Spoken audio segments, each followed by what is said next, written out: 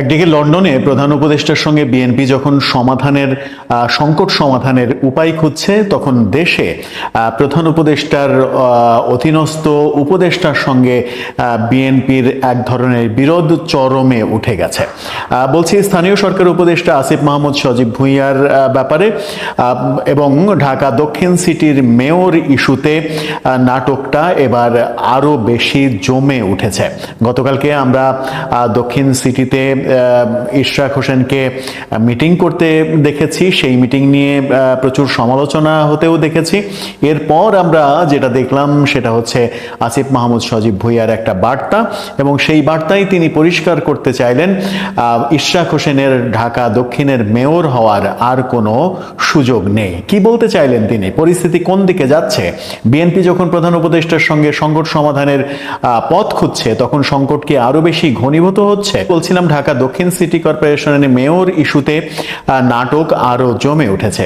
গতকালকে আমরা দেখেছি ইশরাক হোসেনকে ঢাকা দক্ষিণ সিটিতে বৈঠক করতে, মত বিনিময় সভা করতে, এবং সেখানে যে ব্যানার ব্যবহার করা হয়েছিল সেই ব্যানারে ইশরাক হোসেনকে মাননীয় মেয়র সম্বোধন করে ব্যানার প্রিন্ট করা হয়েছিল। সেটা নিয়ে নানা দিকে বিতর্ক তৈরি হয়েছে।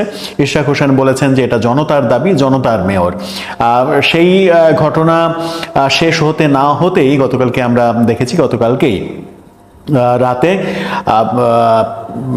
স্থানীয় সরকার উপদেষ্টা আসিফ মাহমুদ সজীব ভুঁইয়া তিনি একটি বিবৃতি দিয়েছেন, সংবাদ মাধ্যমে কথা বলেছেন, এবং সেখানে ইশরাক হোসেনের মেয়র হওয়ার ব্যাপারটা নাকচ করে দিয়েছেন। বলছিলাম সরকারের সঙ্গে বিএনপি যখন লন্ডনে বসে সংকট থেকে উত্তরণের পথ খুঁজছে, এবং উত্তরণ হয়ে গেছে এরকমটা এক ধরনের আত্মতুষ্টিতে ভুগছে, ঠিক সেই সময় বিএনপির এই ঢাকা দক্ষিণের মেয়র ইস্যুতে সরকারের সঙ্গে বোধহয় নাটকটা আরো বেশি জমে উঠল। প্রধান উপদেষ্টার সঙ্গে বিএনপি প্রধান যখন বসছেন তখন সংকট সমাধানের কথা বলা হচ্ছে, কিন্তু দেশে প্রধান উপদেষ্টার অধীনস্থ উপদেষ্টার সঙ্গে বিএনপির এক অংশের বিরোধটা চরমে উঠল। কি বললেন আসিফ মাহমুদ সজীব ভুঁইয়া?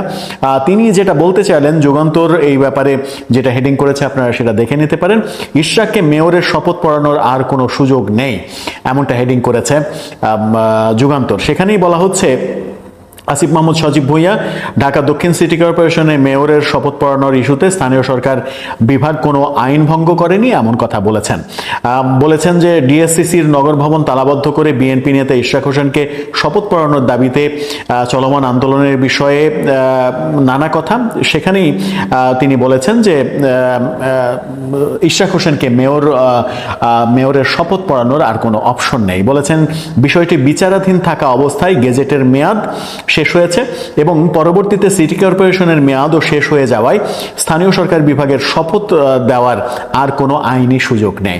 অর্থাৎ বিচারাধীন সময়েই নির্বাচন কমিশনের যে 30 দিনের গেজেট, সেই গেজেটের মেয়াদ শেষ হয়ে গেছে, এবং আদালতে যখন ব্যাপারটা ছিল তার মাঝেই ঢাকা দক্ষিণের অর্থাৎ ঢাকার যে সিটি কর্পোরেশনের মেয়াদ, সেই মেয়াদ শেষ হয়ে গেছে। মেয়াদ যেহেতু শেষ হয়ে গেছে, সেহেতু এখানে নতুন করে ইশরাক হোসেনকে গত নির্বাচনের মেয়র হিসেবে শপথ পড়ানোর আর কোনো সুযোগ নেই, স্পষ্ট বলেছেন ডিএসসিসির মেয়র শপথ পড়ানোর আইনগত কোনো সুযোগ না থাকলেও ইশরাক হোসেন ক্ষমতা প্রদর্শন করে নগর ভবন দখল করে রেখেছেন। এজন্য দক্ষিণ ঢাকার দৈনন্দিন নাগরিক সেবায় বিঘ্ন ঘটানো দায়িত্বহীনতা এবং আইনের শাসনের প্রতি অবমাননাকর। এটাও বলেছেন যে ফ্যাসিবাদ বিরোধী লড়াইয়ের একজন নেতার কাছ থেকে এমন দায়িত্ব জ্ঞানহীন আচরণ নগরবাসী প্রত্যাশা করে না। বলেছেন যে অবরোধের কারণে বিগত মাসে স্বাভাবিক সময়ের তুলনায় 30-40% নাগরিক সেবা হ্রাস পেয়েছে।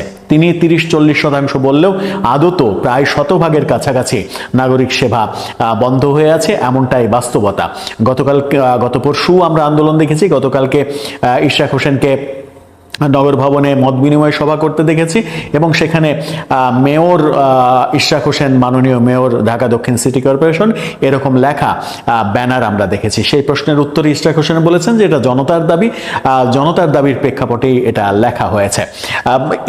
এই অবস্থায় ঢাকা দক্ষিণ সিটি কর্পোরেশনের যে সেবা, সেই সেবা কার্যক্রম ওয়াসা ভবনে বসে থেকে কর্মকর্তারা দিচ্ছেন, এমন দাবিও আসিফ মাহমুদ সজীব ভুঁইয়া করেছেন।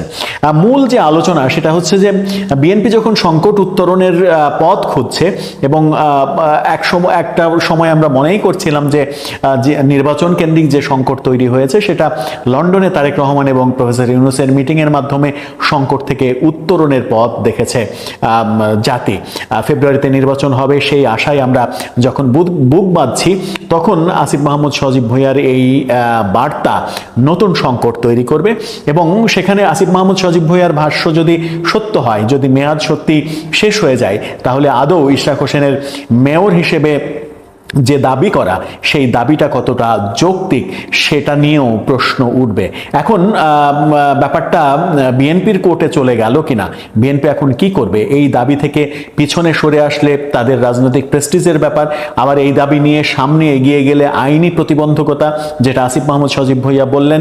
সব মিলিয়ে সরকার এবং বিএনপির এই বিরোধের কারণে নগরবাসী পড়েছে ভোগান্তিতে। নগরবাসী নাগরিক যে সুবিধা, নাগরিক যে সেবা, সেই সেবা পাচ্ছে না। আরো কতদিন এই অচল অবস্থা চলবে সেটাই এখন বড় বিষয়। এর মাঝে আসিফ মাহমুদ সজীব ভুঁইয়া আরো একটি গুরুত্বপূর্ণ কথা বলেছেন, যে কথার বিরুদ্ধে প্রায় সব রাজনৈতিক দল, একটা দুইটা রাজনৈতিক দল ছাড়া, সেটি হচ্ছে যে নির্বাচনের তারিখ যেহেতু একটা সেটেলমেন্টে এসেছে, সুতরাং এখন জাতীয় নির্বাচনের আগে স্থানীয় নির্বাচন হতে আর কোনো বাধা নেই, এমন মন্তব্য করেছেন তিনি।